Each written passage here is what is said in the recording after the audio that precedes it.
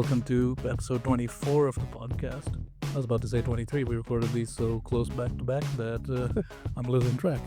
It is currently 20th April, and we're talking about how advertising affects consumer behavior and consumer loyalty. And actually, I had some projects before when I was working at some agencies that actually involved a lot of brand loyalty development. So it's very cool because I have some insider information for everyone. For those who don't know, Alex is a growth marketing manager, and I am a digital marketing operational worker. SEO and Yep. manifold beautiful words. That said, we'll cover the topic later. First, we do the news. As usual, you can skip ahead if you want to only hear about the main topic, but stick around if you want to hear what was happening around this week. I have a pretty cool news that actually got bombarded at me regarding TikTok massive problem with bots, fake accounts, and scams. All right. So it's apparently a new thing. It's not like a very old news for anyone, but what basically happened, this is an article from Fraud Zero. So TikTok has over 1 billion monthly active users, and obviously when you have such a big database, it attracts a lot of scammers. And the fake accounts in Q1 2024, TikTok removed 171 million fake accounts. And then basically most of them were because they were under 13 years of age, so they couldn't verify how old they were. And some people are basically registering, obviously providing fake data. And between 2020 and 2024, they basically reported and deleted approximately 690 million fake accounts in total. So basically right now, TikTok, when it comes out on their PR and all their channels, like, of course not, we don't have fake accounts, we have only active users, everything you see is absolutely fine. But obviously, it also involves a bunch of scams. So even if someone is like not deleted and they claim that it's all the people who are under 8, but that's not true, because common like scams of people like get rich quick schemes, fake products, and obviously you're scrolling this on For You page on TikTok and you probably see the same thing, a bunch of people telling you how to get rich quick, all the fraudulent ads, and basically in Malaysia, the investment fraud case is linked to TikTok surged over 90% from 2021 to 2024, causing losses of around $1.4 million. Okay.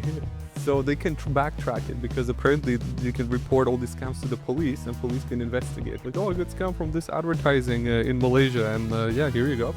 I also wonder how much incentive China has to crack down on this because they're the primary authority. But I suppose ByteDance is also located in other countries. Oh yeah, Locally. So, it's going to be their problem. absolutely. But for me, like, I knew it's a lot, but like when you say like, let's say round it up, 700 million accounts removed only like in 2 years, 3 years. Insane. Yeah, that's a massive amount. Well, I'd like to talk about something that is also kind of a scam, but from the other direction. This is the state pulling a scam on people. Oh, what's Heard up? this company called Massive Blue? No, first time. It's an American company that works mostly with law enforcement. Mm-hmm. What they are doing is creating basically personas and profiles that are fake, that are the fake protesters, so that they can catfish American students. I don't understand how does that work. It's digital infiltration. Okay. They send somebody in as like a so-called political activist. Mm-hmm. They sort of get them embedded into their channels and their communications. But real people, not fake avatars. They the fake avatars. Ah, okay. I'm like real So- people. I'm like, okay, you can put those, but fake avatars. Yeah, it's AI generated stuff. They make up completely original people. You know how these image Yeah. generation technologies work, and they get these people to incriminate themselves online. Wow. And then it's like, oh look, this is your political party that is, pushing these narratives, and they're No, criminals. no. This is about getting real people to incriminate themselves to these fake protesters. Oh wow. They can be like blackmailed or entrapped is the correct legal term. Mm-hmm. American police departments near the United States-Mexico border are paying hundreds of thousands of dollars for an unproven and secretive technology. Massive Blue, New York-based company that is selling police departments this technology calls it Project Overwatch. Really? Yeah, so not ominous at all, that name. Exactly. But anyway, it's creating AI-powered force multiplier for public safety. It describes it. It deploys lifelike virtual agents, which infiltrate and engage criminal networks across various channels. Wow, that sounds like a AI agent. It's basically a GPT model that probably talks back, but we know very little about it. And 404 Media did a really great breakdown if anybody's interested. It's very dystopian what they're doing here. And for example, there's one persona that it created which poses as a 36-year-old divorced woman who is lonely and has no children, is interested in baking, activism, and body positivity. Jesus Christ. Yeah, this is basically a honeypot for protesters. I literally just watched that H&M, the clothes company, Yeah. they basically opt in to create digital avatars as representatives and like AI models for their social media channels. So, for example, previously you would see like McDonald's guy, and you're like, oh, that's McDonald's. So now companies they're going to adapt AI models with specific, faces and like features that would be representing the company. So, for example, imagine like a spokesperson is going to be this AI model, or some sort of clothes if it's like black clothes, then it's going to be a specific AI model. If it's going to be wedding clothes, it's going to be another specific like generated I don't know, female model that is going to be selling that. So they basically right now are looking into, oh, we don't have to hire models, we don't have to do anything. All we're going to do is just going to generate an AI model and give her a personality, just like what you described. But it's going to be specifically for business, not to hire anyone Yep. anymore. It's I mean, crazy. one of the core reasons AI models like this exist is to eliminate labor, right? Yeah, But exactly. who thought it would happen to spies? Right. I mean, if photographers, designers, models, they're gonna get out of the job market, why not spies? Hmm. I mean, they've beaten the Turing test. I mean, okay, the Turing test was beaten in the 70s pretty much because human beings are really bad at realizing when something isn't human. Like, think about it. We look at electric sockets and we think that there's faces on it. Oh, it's true. So you string together enough words, people will be like, "Oh wow, it's talking to me like a person." Have you ever been talked to by anything else? That's how antisocial we're becoming. Maybe. Yeah, I think it's kind of the opposite because we're kind of so social that we think anything that talks to us is kind of in our realm of thought and intelligence. I have a different types of news. So I was scrolling Instagram and brain rotting away until I found this Chinese lady who basically said that on Chinese TikTok, Chinese tourists, they're talking when they visit Europe to avoid pickpocketing, they would use creative ways of hiding money. So it's said that basically there's a trend on social media in Chinese tourists using gum boxes, snack bags as wallets. So the reasoning behind this is that the practice aligns with like general travel safety and so on. For example, if you say, "Oh, if I'm gonna go to China, how much money do I have to carry with me on me and stuff like that?" But they think the same way when they come to Europe or Italy. It's like, "Oh, there's a bunch of pickpocketers. You know what I'm gonna use? A gum box and put all my money in that gum box and then carry it, and then no one's gonna steal it, right? Because it's not a wallet." So basically, it's like precautions against the pickpocketing in tourist-heavy areas. So they also did this. They use snack boxes, salted nut bags, menstruation packs, or just any type of like packaging that you can imagine to just put their money in it, so no one steals it. I didn't know we had a pickpocketing problem. Apparently, in very highly touristy places, you do. The Chinese are like those first world barbarians. Those white people steal our money. That said, I have another bit of AI news. Go ahead. This one's a AI switch that blew up in a company's face. Go ahead. On Monday, a developer using the popular AI-powered code editor cursor noticed something strange. This is from Wired. Switching between machines instantly logged them out, breaking a common workflow for programmers who use multiple devices. When the user contacted Cursor support, an agent named Sam told them it was expected behavior under a new policy, but no such policy existed. And Sam was a bot. The AI model made the entire policy up and I've just started giving bad rationalizations to anybody who used the customer support bot. Ah, man, like chatbots, I think we need another episode specifically on that because those things are getting out of control. They're like, you know what we're gonna do? Cut out the first level of support, and all the AI is gonna do is just reinforce whatever you want to hear. It's Yeah. like, oh yeah, it's so bad that this happened to you. You know what? It just hallucinated an issue or hallucinated a like a case study for Walmart. It's like it's all the same stuff. I really think they should train the model to not do this by just saying if it's unfamiliar and it doesn't cover any of the stuff in your database, you should notify it. But I don't know how you would set that parameter for it. I have no idea. There was what was it? I think there was another case about people going on Range Rover's website and saying, "Hey, can you sell me this car for $1?" And the AI said, "Yeah, sure, no problem. That's is in our policy." And then people would like go to Range Rover and say, "Look, your customer support said that I can get it. No, you're getting into my customer rights." And they basically wanted to get like freebies and discounts and stuff like that for a car, which is insane. uh, well, I mean, the chatbots just start hallucinating discount codes. Actually, I use ChatGPT sometimes to find discount codes. Yeah, a lot of people do that. The now that it's like plugged into the online world. Yeah, it just researches for you. Like it just goes through all the websites. Like, oh, here's a bunch you can try. I did try a few, and I think once or twice it did work. It was from like hosting or something, a But website. the only problem is it doesn't know when a code has already been used. That's true. That's the only thing. Otherwise, a pretty good research. That's a nice hack for you guys. There's one more piece of news I have about Amazon. So Amazon basically said that they have a return to office mandate now. And I think a lot of companies are going through this now. It's some sort of let's tighten up the belt a little bit, everyone back to the office. But what they discovered that when actually everyone started going to the office, it was not enough space. So it was like 800 spots missing for people, basically like a shortage of desks, and basically 800 employees across 18 offices. They said, well, how can I come back to the office? I have nowhere to sit. There's not enough food.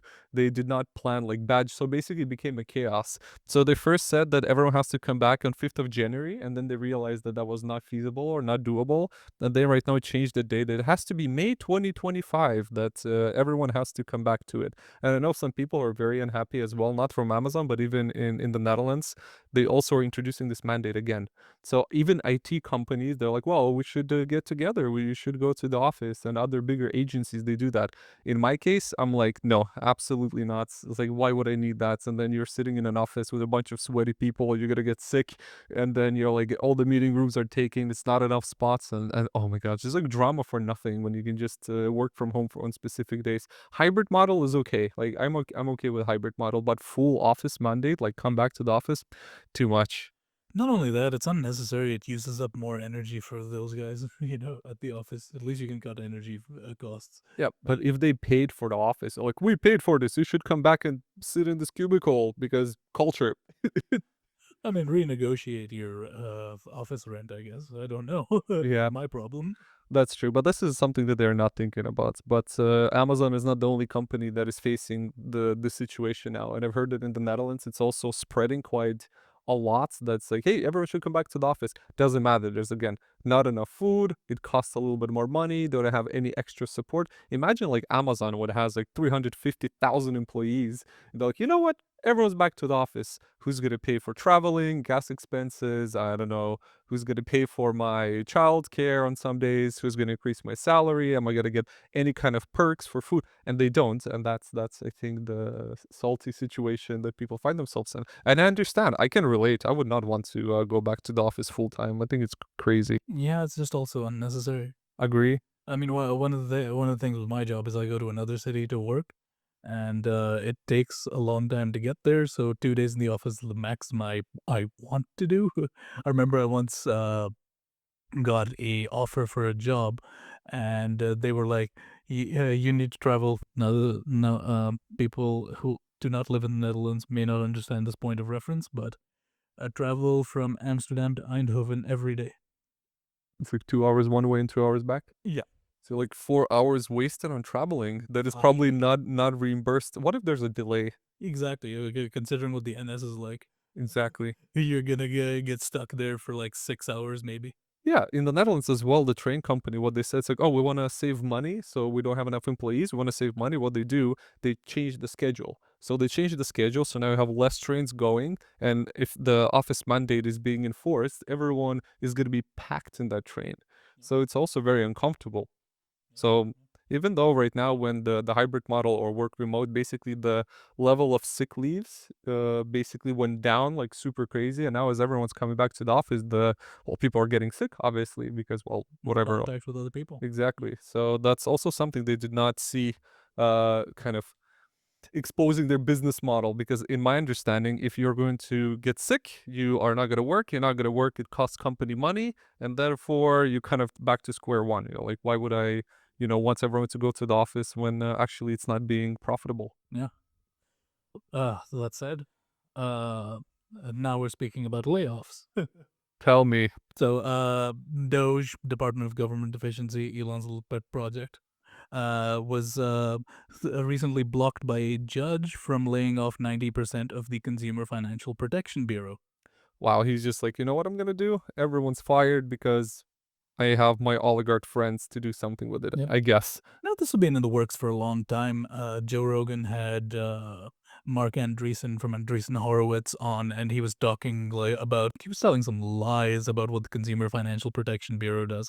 It's one of the most popular government agencies out there because it saves people tons and tons of money when like a bank or an insurance company messes up with their money, and if they return stuff back, you can contact them directly, and you don't have to go through all this bureaucracy. And this is just another assault on consumer rights. They're like, oh, we don't need this agency. Of course, you think they don't need it. You're a scam artist. Elon Musk, our best friend, or Amazon the same way. Let me fly Katy Perry into space. Well, and me trying to use save the world by using a paper straw. It's insane. That said, two current CFPB employees say they're continuing to work on cases, including ongoing litigation. So, the people that were interviewed for this article are being staunchly, what do you call, defiant in the face of all this assault on a pretty useful government agency. And if you don't think so, next time an insurance company doesn't pay you properly or you get denied a claim, yeah, test them out. U.S. people feel sad for you. But finally, we get to look down on them. Yeah, exactly. Finally, Huh? All right, that's all the news I have. same. Main topic: advertising and consumer brand loyalty. This is a cool topic, as I mentioned, because this is something I had like hands-on experience with it, and it's quite interesting. So, do you know what's the core concept of it, of defining kind of consumer brand loyalty? Brand loyalty describes customers' inclination to keep choosing a specific brand over others. Yes, and also is basically a consumer attachment to a brand shown through consistent repurchasing or some sort of positive feelings, even when facing competitors. And it actually splits into two parts for everyone who didn't know.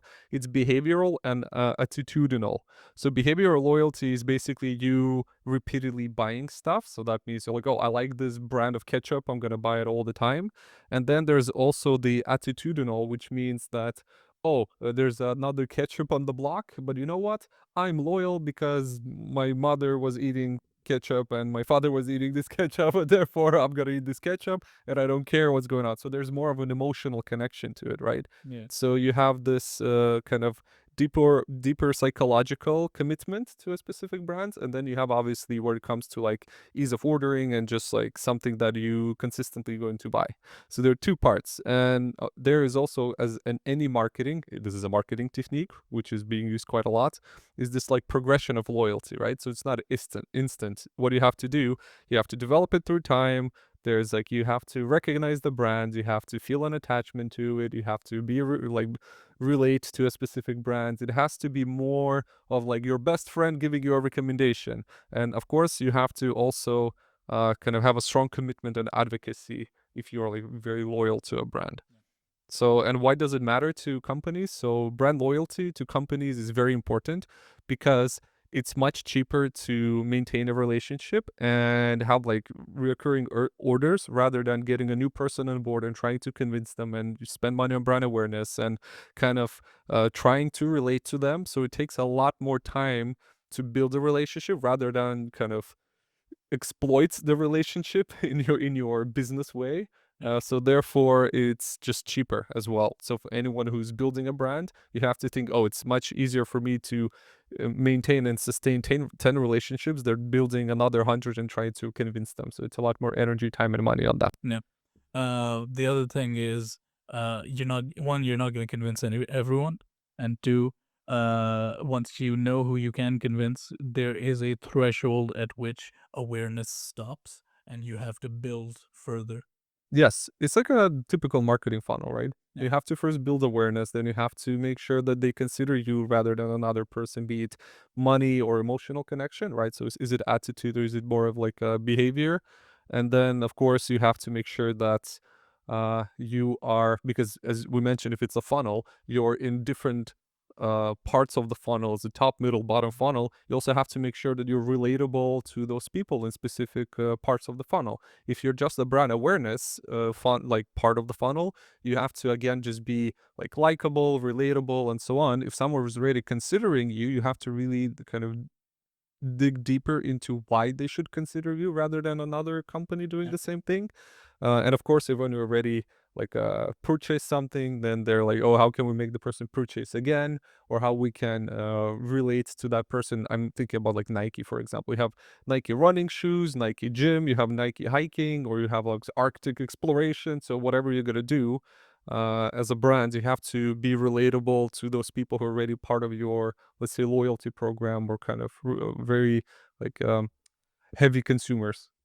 Yeah, this is one of those things where our topic is advertising and consumer brand loyalty, and I'm of the opinion that advertising is the least effective way to foster consumer brand loyalty. But I'm hoping you will change my mind. I think this is where it's gonna get interesting. Yeah, yeah, because I have all of these other versions that aren't exactly advertising, and also some of them which are arguably advertising but also not. All right, what do you mean? So there's top of the line marketing and bottom of the line marketing, right? Yes. Below the line. So what happens there is above the line marketing usually involves your standard advertising, direct advocacy, and so on. Below the line usually involves loyalty programs and that sort of stuff. I don't consider that to be advertising, and I think that's the more useful type. See what I mean? I think advertising is like when it's a passive message sent to you, and when it becomes a feedback loop of, hey, take this discount code, that becomes suddenly below the line marketing. It is still kind of advertising to you specifically. I'll give you an example. If you buy a specific type of pizza in the grocery store and you have a loyalty program, you are the only one who buys this pizza, right? For them, because they see that, oh, Raval is buying pizza from us every Tuesday. So for them, it only makes sense to have like a push notification or email, which is email marketing. Push notification is also functionality in the app that is like a marketing reinforcement, right? So they put time and money. Or if you're not on this app or you have notifications turned off, it has to kind of point at you the advertising channels to different directions. Because if you're on Facebook or Instagram or TikTok or YouTube, they can say, oh, Raval did not buy pizza the last 2 Tuesdays. You know what we're gonna do? Remarketing campaign on Raval that there's a pizza discount in his neighborhood. That's still marketing because you have to put advertising money behind it. And it's called actually remarketing technique. Yeah, I know. But I always consider that to be more than just advertising because it's a completely different strategy in my mind. Eh, And I know this is a controversial opinion. A lot of people are like, no, it's still advertising. I'm like, no, when you have to do something back when you get an ad, I think of it as a completely different form. What do you mean? Like if I send you a banner with your pizza on it, With like a coupon code. for example, It stops being an ad, it starts being a bargain or an offer. yeah, but it's still like a sales marketing campaign. Yeah, but I always think of advertising as much more passive. No, well, not really. It can be proactive as well. It's interesting that you But, think that way, though. but we call them all sorts of different types of marketing, you know? Yeah, but it's Like still if something advertising. has an affiliate link, we call it affiliate marketing rather than an ad. But an affiliate ad is still, Yeah, it's still part of the marketing technique. Yeah. Well, I can give you a few examples then, to your point. So, for example, But that's the thing. mm, All of the brand loyalty examples that I keep finding are all below the line rather than traditional advertising, which is, direct one-way messaging. well, but now I would say it's a little bit more technical than that because you can split up your audience in different parts, different buckets if you want. Yeah. So if you use like a CRM system, or for people who don't know, it's a customer relationship management system, there you can basically build unique client paths. So a path would be, coming back to my example, every Tuesday Raval buys a pizza, for like a frozen pizza or something. And for them, you fall into a specific bucket. If I buy chicken every Saturday, I fall into a different specific bucket, and we don't overlap, right? We're both providing, well, we're both having a recurring behavior from the, well, whatever provider, let's call it grocery store, right? And for us, if they will not push this, we might forget, Hmm. right? We might say, okay, this Saturday I feel like not a pizza. And they're like, no, no, no, no, pizza discount. Here's a coupon. So they're reinforcing the behavior that you already have to Yeah. continuously get you to purchase the thing again. If I'm trying to convince you to purchase the thing again, in me, like in my head, for me, that's marketing. I don't know. That's marketing, but is it advertising? Because you have to put budget behind it to push it. But It's advertising. I think sending out a coupon code is something more than just advertising, you know? To a loyal, there's a loyalty advertising there, I right? felt like that gets closer to even sales. By the It is like that's true, but if it's e-commerce, it doesn't matter. Like it But depends on the product, I would guess. right now, we're mainly talking about the two of the very same thing, Yeah. but like we're trying to put it in each in different in either the same category or two different boxes. Yes, we're trying to understand how's your idea is different from what it is in traditional way of approaching it. I like it. It's very interesting. But to me, I think you need more boxes because I like breaking things down even further. Mhm. And to me, advertising is usually just passive, whereas bargain deals and remarketing and so on are something a bit more. Interesting.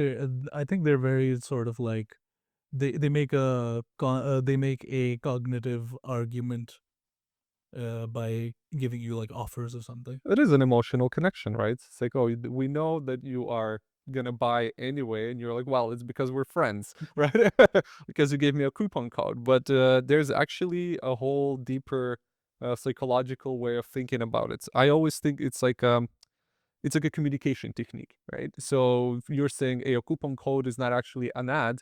You can look at it as a communication technique to loyal yeah, customers, right? So if you look at uh, advertising communication techniques to foster that, you have to connect emotionally, right? So moves emotional branding, storytelling ads, kind of deeper connection based on feelings, values, aspirations, and make brands more reliable. But then also you have to be consistent. In your case, with your which you, it's a hypothetical case, you're buying pizza on a Tuesday, that is again being consistent. That gives them the understanding that, hey, Raval is the perfect guy for this coupon code. They did not send it to me, but they did send it to you. How that is not email marketing or some sort of app Mm. notification. That is still advertising. Yeah, yeah. But for me, the element of adding like a deal or something Uh-huh. kind of changes it dramatically in my mind. Interesting. What if it's like, oh, Raval, you're buying pepperoni pizza, but now we have a new pizza on the block. Like there's a pizza with mushrooms. Would you, There's always ads that are like 25% off or blah blah blah. right, but would you consider that then an advertising if they say, well, you buy your pepperoni pizza, but this mushroom pizza is now on discount? Would you feel this is more advertising? I think if I think there is a sort of a distinction between above the line and below the line, but I always think like above the line is the least helpful. It's brand awareness. Yeah, but that's not loyalty then, Yeah, exactly. right? So there's a split then. That's not loyalty. That's brand awareness before you become a loyal client. But even if you become a loyal client, it's still a big job to try to keep you there. And a lot of companies do try to do above the line sort of stuff. And what happens there is, I always feel like they run into this danger. There's very little they can do, right? There's a very narrow field of acceptability because if you're trying to do brand loyalty for people who aren't loyal to your brand, you suddenly run the risk of sounding obnoxious, like you're pretending to be friends with someone who isn't, Mhm. or you're preaching to the choir. Some people who are already converted and they're like, yeah, I know, I already have an iPhone. That's true, but then you have to build a community around it, right? Like with strong feelings, and that's already becomes different. So okay, so in my head, then I have a question. How would you then measure brand loyalty? Ooh, return purchases would be one thing. Engagement, continuous engagement would be another thing. Mhm. For example, if you're selling a software as a solution, how much feedback you get is positive. How much continuous use do you get? Do you have a fall off after updates, or do you have like a thriving community that's asking questions on like your community pages like Reddit or whatever? These are all sort of metrics that I think indicate life, but when we're being like much more general, I think the best is repeat customership. That's also true, and I have a few KPIs that can go through just to everyone as well to understand how it works. And one of the things that we did quite a lot as well for a grocery store. So, for example, to track KPIs for loyalty, it's customer retention rate, Yep. churn rate, customer lifetime value, net promote score, customer satisfaction, obviously, repeated purchase. This is something that you said, and kind of total, like, understand the trends, right? And when you have these, like, hey, Revolve brought us so much money during the year, and he bought only a specific category. Again, it really depends per product as Yeah. well. I would get, Because but then if you buy again and again, I'm like, well, this is probably what he's going to be buying next week. because it'll be very different for like a phone which is supposed to last 7 years, or versus like a software you have to keep the subscription for paying monthly. That's also true. So yes, it depends per product, but the indeed. So because that's why not every product has a brand loyalty program, Yeah. right? So there are specific brands that are bigger brands. They still try to keep well, their customers in their programs if there is one, and there are like multiple techniques that they do it. For example, measuring brand loyalty, it's called BLS, so BLS, it's brand learning study, brand lift study, sorry. Mm. So brand lift studies can be run on YouTube, on Meta, even on LinkedIn, I think. So when you push your brand out and you have these questions that pop up, because as you said, feedback is very Yep. important. And a lot of companies, they do not have a feedback loop functionality pipeline developed. So what they do, they basically use advertising techniques or functionalities, let's say Meta, a brand lift study, and you basically have a like a video or something, and after the video, even on YouTube, it pops up and says, what do you think about this brand? Do you remember this ad? How does it feel? And then basically some people do click, not a lot, but when the people do click, then you'll, if you just want to remove the ad as well, but most of the time you get at least some sort of feedback loop that helps you develop your brand. And this is also a brand, the brand can do it without actually having any loyal customers. It's basically say, would you buy an iPhone or an Android? And you're like, well, I don't know, Android, right? It doesn't really tell you the brand loyalty, but it gives you an understanding internally, like, what do I do? Like, if you're like an electronics store, right? You're like, oh, would you buy it from me or my competitor? And you're like, well, I have all the Androids, and the person clicked Android based on my brand lift study. Therefore, it gives you the necessary like analytical information and psychological on the preference of the user, and therefore they're like, oh, we can attract them. That's above the line, right? This is where we split it, because the person is still not part of your, let's say, loyalty program, but you're trying to convince him or understand how they perceive your brand in order to convince him further to kind of push it below the line, and so he becomes like a basically a user or a customer, and then you could do all the other parts of the loyalty, brand loyalty advertising. And like you mentioned, a lot of these, well, that's a much more of a measuring side. That's true. Yes, exactly. And when you're like the where I wanted to start with this was where we have you when you're trying to enter a very loyal market. I have a case for that. What is it? We've mentioned this before, but it's worth analyzing from this angle as well. The Pepsi versus Coke debacle, basically. Uh-huh. Pepsi did this ad where they would have vox pops Mhm. and they would show people drinking unmarked glasses. One contained Coke, one contained Pepsi. And of those people that they kind of on the street surveyed, kind of like a YouTuber with a microphone, Yeah, more people enjoyed Pepsi. And this really worked in two ways. It showed people that, oh, okay, Coke isn't like as undefeatable as we thought that it was. The other way it worked is it panicked the people at Coke so much so that they went and developed new Coke, the flashy and so on, and they shot their own brand loyalty in the foot by changing the formula. that's a good point. What they freaked out because people just did not like the taste. Because when it's unmarked, people will say they prefer Pepsi, but there's a lot more going on with Coca-Cola that there's more to a brand than just the utility it offers you. It's like that old Slavoj Žižek quote. He says, when you drink a Coke, you're drinking more than just the liquid itself. You're drinking the idea of the brand. You're drinking all the associations that have come with it. Like it or not, that's kind of true. You might think that's irrational, but people have an attachment to brands, and the Coke knew how to utilize it until they freaked out and tried to change it, and then people were like, "Oh, what is this?" And so the attachment actually became a negative thing where they weren't resilient to this change. That's interesting because when it comes to again the communication techniques, you always have to then highlight the value, right? So if you are a brand that is clearly communicating the brand's unique value proposition or unique selling proposition, right? In advertising, it basically gives customers a clear reasoning which one to choose and stay loyal, right? What as well what to reinforce in But terms of purchase. that's from a cognitive advertising perspective. Yeah, but it's also what you spoke is about satisfaction, right? It's like I get satisfied by knowing what I'm drinking because that's the brand that I'm standing behind. Another great example we already visited many times is Red Bull. Red Bull is like you're part of the community just by drinking it, even though you're not some sort of professional, I don't know, skydiver, or you're not a professional any extreme in Yeah. any extreme sport, but you want to associate with it, right? Otherwise, you would go and buy any other energy drink, but you don't.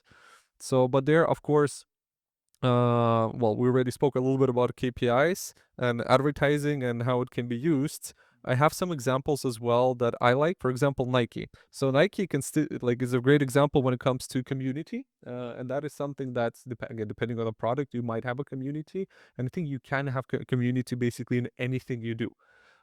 So Nike consistently uses inspirational, motivational storytelling and advertising, exemplifies long-running "Just Do It" campaign, right? That they do it all the time.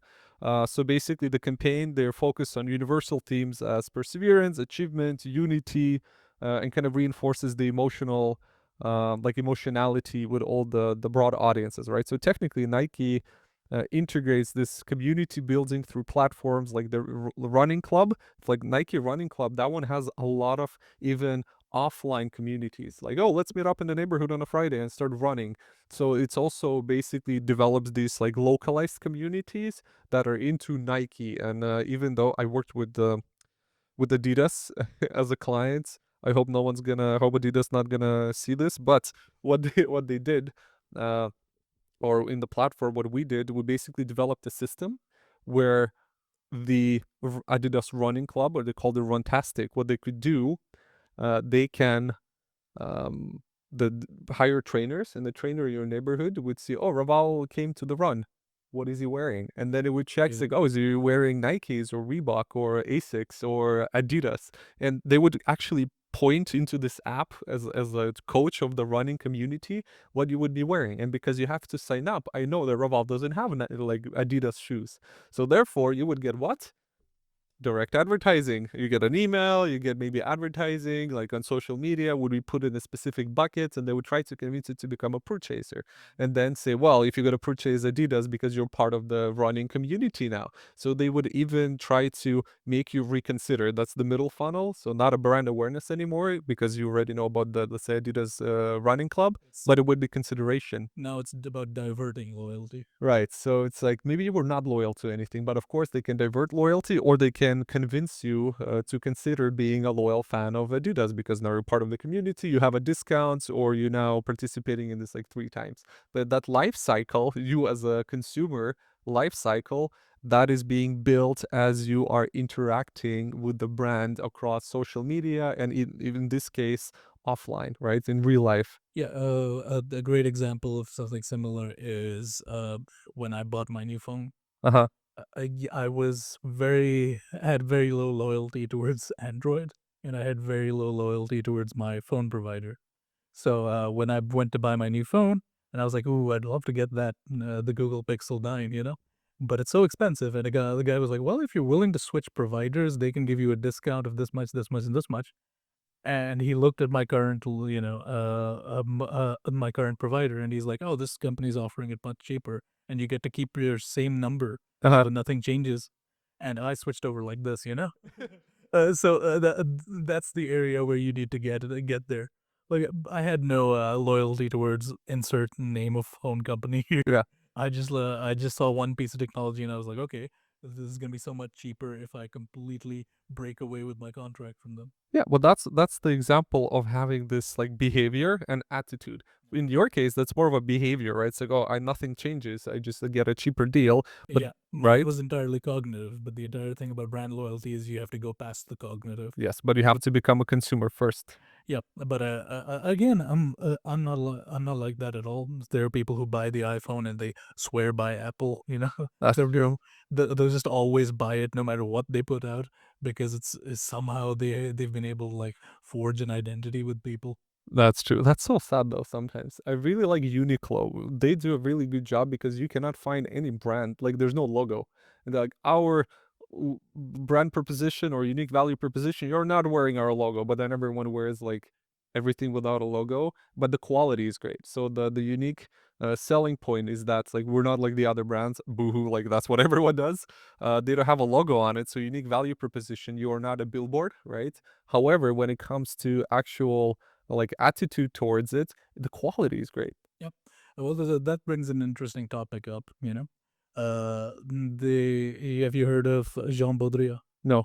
He's a French philosopher from the 20th century, and he outlined the economic principles that for example, brand value adds that this marketing value that we all try to chase after to create loyalty is actually about. And he was like, the traditional model is that something has a use value and a labor value, and that decides the price. And during his time, he was realizing companies are now starting to harness this emotional pull, and he corrected the formula to also add sort of like this appearance value, Mhm. the value of signs, you know, the signifier value that this thing has. You wear a freaking Gucci belt or something, you're trying to signify something, and companies have found a way to jack up prices for like a $20 belt to a $200 belt. Yeah, I mean, this is where you capitalize on your brand identity, right? So, but it's not like, and you become loyal not because maybe it's a great brand, but because how it makes you feel, right? Yeah, I mean, we can go both ways about this, right? On one level, you might be like, Well, it doesn't do anything that another belt doesn't do," right? That's use value. But the sign value of something will be if I wear this and I'm like a celebrity, people will take more pictures of me and ask me who I'm wearing, and then I can say this is glamorous. You know, I'm wearing this XXX company's belt, and I get to be like seen as favorable, and that builds up my personal brand. Mhm. So there it gets very abstracted in that sense. Yeah, but I So also feel what you're explaining now is kind of pushing more of a like a social behavior status rather than brand loyalty, right? Because then you're like, what does it give? Well, it kind of like it becomes a brand ambassador. So in brand loyalty, you do get brand ambassadors as well, who are very like you said that they kind of showing off the brand. They're convincing everyone else that this is what you should be wearing because blah blah blah, and try to convince that the values that it brings you is probably going to bring value to the other person as well. The question is, can you relate to that? the reason I brought it up is uh, building brand value isn't just about the deal that you're offering. It's also about that sort of sign value that you end up creating. Or what, how does it make you feel right now in the more isolated world? If when you're just consuming everything online, it's about, like in my head, it's about what you're gonna see and what you're gonna relate to while scrolling on the couch as well, Yeah. right? We're all social justice warriors on the couch. I like to scream at the TV that we're always right. So this is the type of loyalty that you can get much easier now and on a mass scale. Yeah. Uh, and speaking of which, there's this entire sort of move from companies to sort of cultivate their appearance, and so much of this relates to marketing message and brand story. It's a really wide topic in that sense, but every company tries to create a sort of brand story. For example, if you buy Patagonia, you're expected this is like made really nicely and blah blah blah, but you're also rugged and outdoorsy. This entire image is then sort of cultivated, and it attracts the people who resonate with that.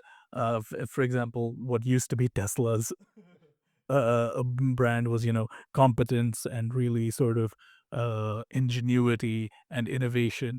The second that idea went away is when you start seeing their stock price fall. You start seeing the sales fall.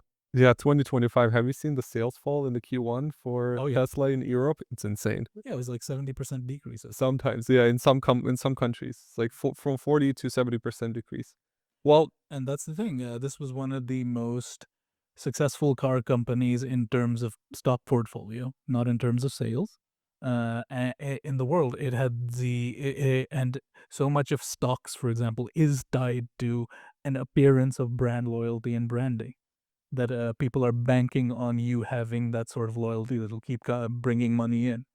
And once that falls, because the stock market is much more shaky compared to the currency market, compared to the technology market, compared to what consumers actually want, you see that in real time. What happens when loyalty is sort of shaken, when you deviate from the brand story.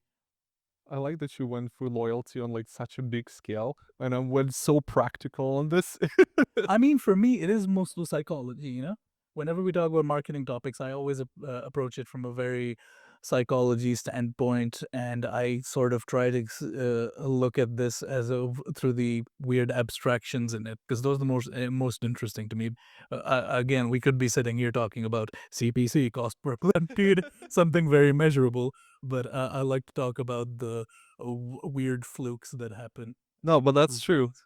For let's then try to use this example from like programs and personalization, because this is something that will relate to you buying pizza on every Tuesday. Starbucks. So Starbucks rewards has like a prime example of successful technology driven loyalty program. So they would basically focus via their mobile app that they promoted to everyone who was drinking it. So the program used simple points of star system combined with tiers, gamification, challenges, double star days. So basically, Starbucks, they leverage the vast amount of data that they collected through the app, right? So purchase history, location preferences, to deliver highly personalized offers and communication like via email and in-app notifications, which I as well mentioned to you, buying pizza every Tuesday, driving frequency, and also kind of engagement, right? So advertising was focusing on the program benefits, free drinks, convenience, special promotions, like special member recipes, you dropping by like a specific like a location, let's say, I don't know, the central station or something, you would buy it, they would know what, when, why you do it, and they would send you time notifications if you're going to work. They would give you a specific discount and you a specific menu, and that makes you feel like hey, I'm like super loyal to this brand now because I get all these perks that no one else gets, and that makes you feel special the same way some Gucci bag would make another person feel special. So that's why this community, I feel it's a very good example of like they build a community not like Adidas or Nike where it's about like online, offline, and promoting healthy, kind of lifestyle, but also like, hey, you need to buy 3 pairs of shoes every quarter. Yeah, that's insane. But there are people like that because they get what, treated like a king, like this fake friendship that ends if you stop buying, and then you have someone like Starbucks who is giving you these small perks, small like. People got obsessed. I think what was it? pumpkin latte or something. That was like a whole Oh brand. yeah, the seasonal deal that they put on every Halloween. Yeah, exactly. So like that one is also a great example where like again they capitalized on the loyalty of their consumers. That's another interesting part where my sort of interest in the psychological aspect comes in. That's ritualization, you know? Yeah, it's just a repetition as well. Yeah. You create a ritual. For example, some people be like, "Oh, every time on Halloween I go buy that pumpkin spice latte," and then you're like slightly associating it with Starbucks, slowly but surely. So there's a really fine sort of psychological line that you end up doing just by association. Yeah, and when you know that, obviously you have to leverage the customer data to your own benefit as well. So you fall in that specific bucket of people who every year buys like 10 of those and they're like, "Oh, you're that means next year we're going to re-engage you." So jumping in with some statistics, since you mentioned consumer loyalty programs, this is from a study by Qwit. They put out some statistics here, which say 79% of consumers are part of at least one loyalty program. Ooh, Yeah, so that's a massive jump. is it like spam? I feel like by accident I'm probably part of like 20 of them and I just like unsubscribe every time I see a new one. That's very true. But at the same time, the customers who responded say, of these, 75% say they purchase more from these brands. Top loyalty programs see a 15 to 25% annual revenue increase from customers who use them. Yeah, because it's cheaper to re-engage with the data base of users that you already have rather than building a new one. You're also not having waste readership when you target loyal customers or people you think are in the same bucket. As well, and it's very difficult to onboard new ones. Have you ever heard of ad fatigue? Oh yeah, yeah. Right? So ad fatigue is a very great example of brands just bombarding everyone all the time why they should use you, try to convince you, and you basically get tired of it. Oh, you see the same ad for a millionth time, how you're gonna like reconvince me, and you get pissed at the brand, right? So if you get spam every week about a brand that you bought once, like a phone, right? You're like, okay, this is too much. I'm gonna unsubscribe, never wanna talk to you again until I need a new phone. So you're not like part of the community that is always gonna be looking for deals because you're like, I have a phone, as you said, I'm not gonna buy it every weekend, Yeah. right? So and that's where you have to be very careful not to kind of fatigue your audience and to be careful in your communication and be very smart about your communication But tactics. that's also why I think advertising on its own is one of the least useful ways.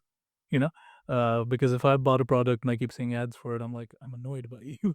And uh, that is a very bad example. And that happens a lot because companies, what happens, I can give you a technical explanation of that and everyone who's listening. If you bought a product and the companies, they keep advertising the same product to you, you can obviously click the whatever settings and say, I already bought this product. That's going to be the feedback loop to the company who is launching the ad. So you can basically say, or kind of respond to give the feedback to the company. They already have it.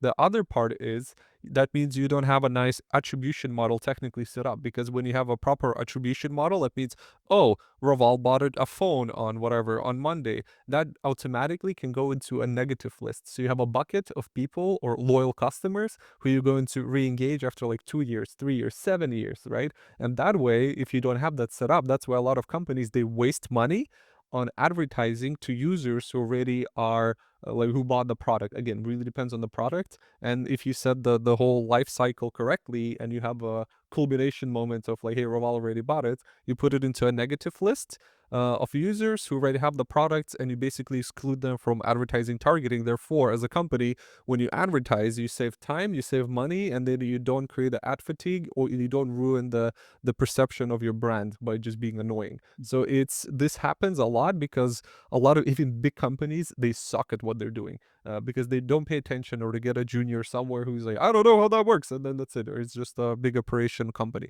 So there's a way to avoid that and to avoid ruining your brand loyalty, your brand perception, and just like budget, actually advertising budget. Yeah, and now I think brand loyalty and things like that are baked in from the conception of the product.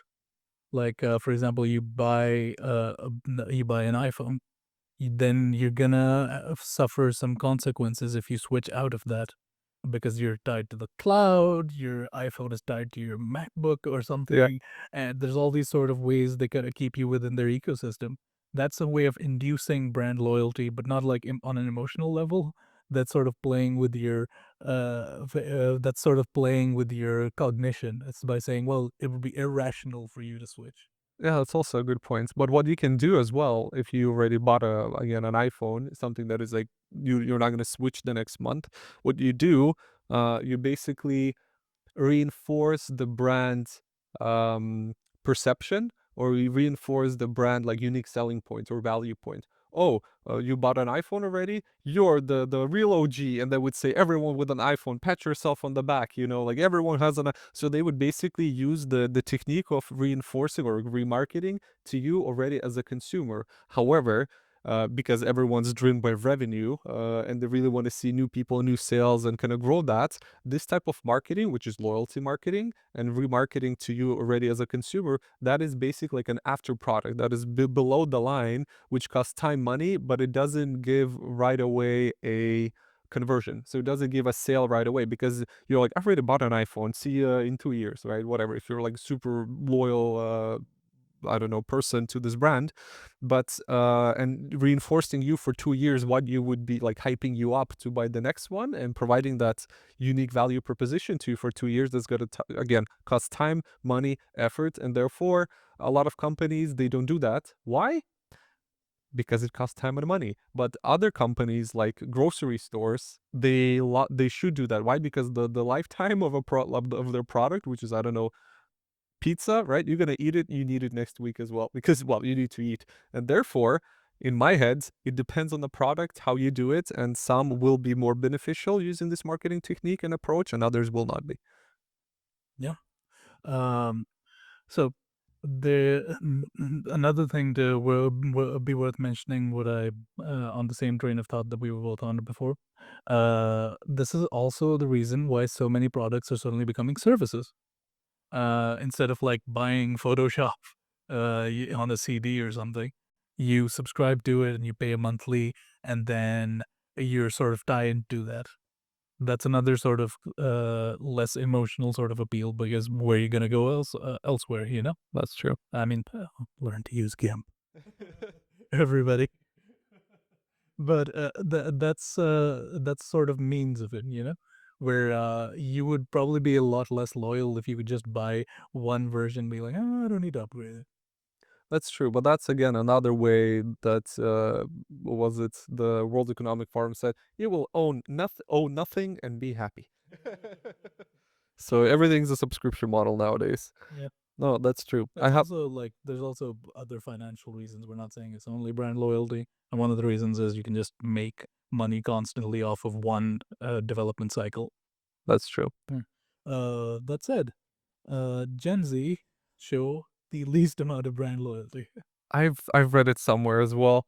Yeah. More than double that portion, 62% said they would check out other options, and even if they have a favorite brand. Among those with a favorite brand, more than 50% of Gen Zers would switch it up if another brand were cheaper or of higher quality. Welcome to poor people land, where you don't care about loyalty, you care about survival. Yeah, I was gonna say that companies are don't realize that the idea of brand loyalty and all these theories popped up when the economy was good. This idea of we're gonna cultify each brand, that's really possible when you have a sort of embarrassment of wealth, when you're like, oh, I should I buy this one or this one. Now you're just like, I need to survive for the next week. Should I Exactly. buy? That's true. I have a great example of more like technical advertising tactics. It was talking about ketchup, Kraft Heinz. Ah, yeah, okay. So facing the challenge of kind of managing numerous brands, the digital experiences, Kraft Heinz utilized the contentful and nine-tailed to implement the website personalization at scale. So basically, they were tailoring the homepage banners and product components and like call to actions based on the user's geolocation. So basically, they achieved a significant lift in conversions, plus 78%, engagement, plus 30%, and customer satisfaction, 28%. while not direct loyal metrics increase the satisfaction and engagement, and it basically it's like a strong contributor to long-term loyalty.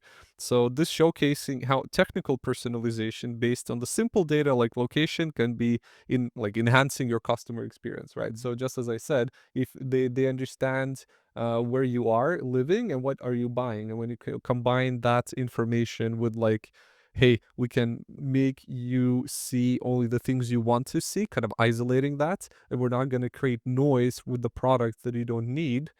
That's how you also are increasing the customer satisfaction in general and engagement.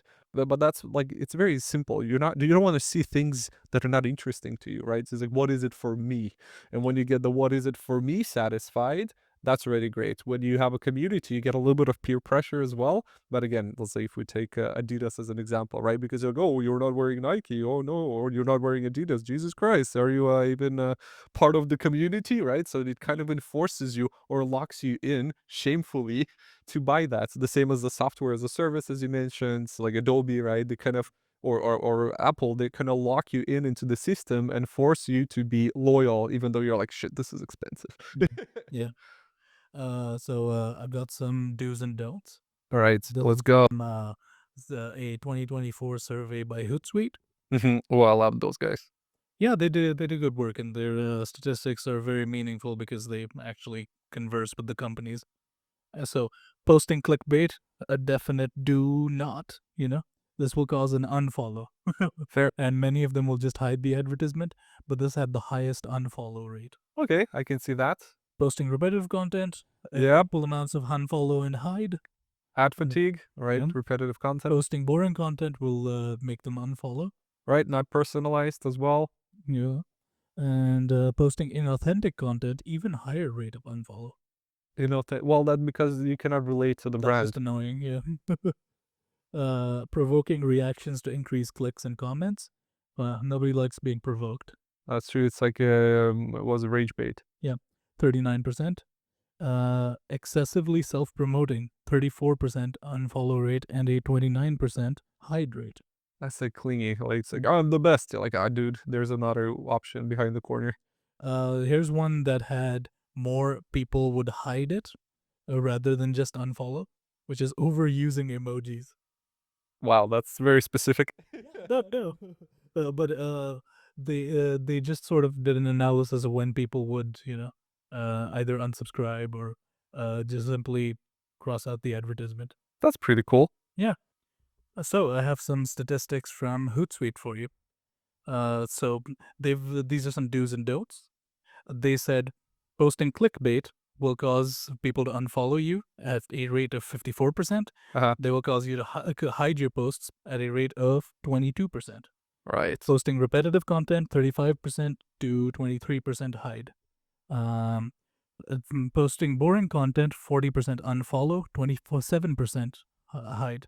Jesus. The only part where people would hide your post more than unfollow it, which means they'll be not irritated enough to unsubscribe, was overusing emojis. This is crazy for me. Like I would not expect that. Yeah, but there's a whole bunch of do's and don'ts over here. Posting inauthentic content, very high unfollow rate at 44%. A provoking reactions to increase clicks and comments, 39%, which means you're trying to like rage bait them or optimism bait them, whichever bait you end up using. That's really similar to posting clickbait, I guess. But excessively self promoting is also a 34%. They've got it down to fine art now. You should post only a few times a week, never more than never all 7 days ever, because then it just becomes spam for everybody, and even the algorithms will start hating you after a while. So, trying too hard to gain attention, that's another one. So much of this is about inauthenticity. So much of it is about forced reactions. So keep that as the general guideline for you. You should not be doing that. So in conclusion, I have a few kind of synthesized insights and takeaways as well from what we discussed. So aim for attitudinal loyalty, right? Focus on building genuine emotional commitment, not just like repeat buys because no one's gonna buy a bunch of shoes all the time. So advertising shapes perception. So even if you bought something You have to make sure that you keep the reputation, kind of reinforcing the person who bought the thing, like, oh, good job, you bought the right thing. Continue buying. Maybe not now. We'll release a new collection. So basically, yeah, advertising that shapes perception even after the purchase was done. So integrate emotional kind of reasoning to it, right? So you have to combine like a storytelling that would make sense. You want to be consistent in what you're communicating, right? As you just mentioned, the list from Hootsuite, I think that is a really good one. Community creates belonging and maybe a little bit of public shaming, depends what is the product. Personalization with technology, right? So you have to really use proper marketing technology to not say the wrong thing to the wrong person. Activate loyalty programs, right? So promote programs that have perks. I don't know, Amazon Prime or something. Measure what matters because there's a bunch of data, and you have to make sure that whatever you are doing, again in the life cycle, it makes sense. And orchestrate channels, right? So you can use different channels to communicate because not everyone's checking their spam list, not everyone's on Meta, not everyone's on TikTok. So you have to find different ways of doing that. So, and also, I have a few questions. So, what do you think separates a simple repeat buying from true brand loyalty today? Um, well, it's a big gulf between those two things. A repeat customership is sort of like I'm getting the best value out of this, versus repeat brand loyalty being, oh, something would be missing if I didn't buy this. Yeah, so there's like an emotional part to it. Emotional part or even the cognitive part. It doesn't have to be necessarily emotional. Like I said with the Apple example, they keep you in the ecosystem by tying it to all your other technology. And if you buy a iPad, it'll sync better to your iPhone, and that alone is a good cognitive version of that. The non-cognitive version, the more emotional version of that, could be, oh, I've always bought this because my mother used to buy this candy Yeah. or something. Do you think there's like a thin line when loyalty becomes manipulation? Yeah, a lot of marketing has a black magic side to it, you know? I don't think it's necessarily evil, but it's certainly become that way in this crowded market where you suddenly have to really pull people in, you know? I think the psychological tools we often use can be a bit culty and a little bit cringe and a little bit weird, you know? I think when you try to make too much of an emotional appeal, it also makes your product sometimes feel bad because if you were advertising something that's good, it would be self-evident rather than you trying to convince me with emotions.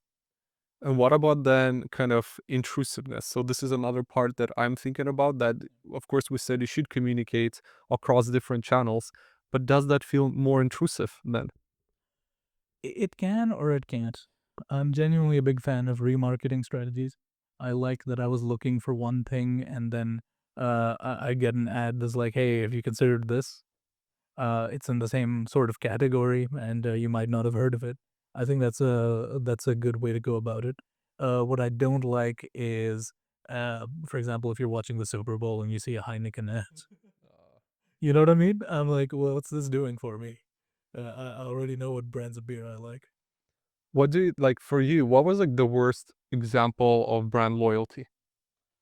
The worst example. Um, Where you're like, this is too manipulative, this is fake, this is too much. Like, what was it?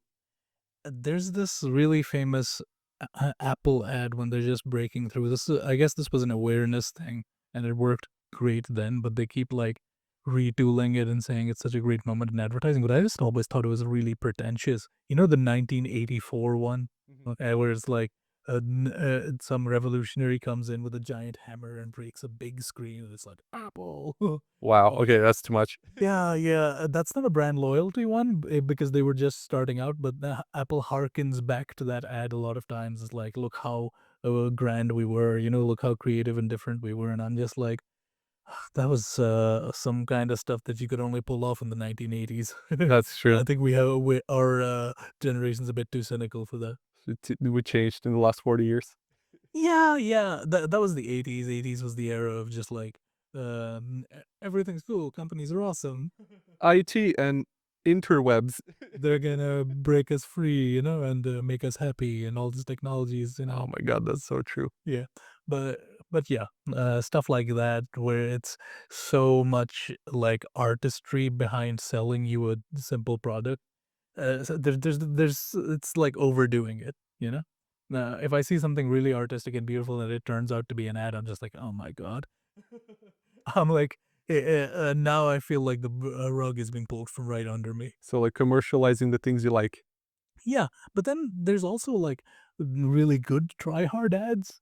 Like John Lewis adverts genuinely make like a short film and they show it to you and they're kind of pretty and beautiful and they're like, ooh, cozy for warm family kind of stuff. Mhm. But there's so many instances where that could go wrong for them that I'm genuinely impressed that they managed to pull it off and a lot of people love them. Fair. Well, this was a complicated topic, Yeah. but thank you everyone for listening. We are going to be launching our Patreon actually very soon. We're working on it. And that means you'll be able to see the bloopers, buy us coffee, become as well part of the community. Oh, What a be loyal. What a turnaround. No, but we're going to try to share some information that we cannot publicly share. We get a few insights and interesting stories, and maybe you will be able to ask each and one of us on the team as well from Promoguy what we do, how we do it, and maybe there's any interests like in some specific topics that they want to look into it. But we'll get there. At this point, thank you everyone for listening. We'll have all the notes under the podcast on YouTube, on Spotify. If you found us on TikTok or Instagram, join us. Yeah, ping us as well and leave comments. I think that was always fun. yeah. Enjoy, have fun. See you guys. Ciao.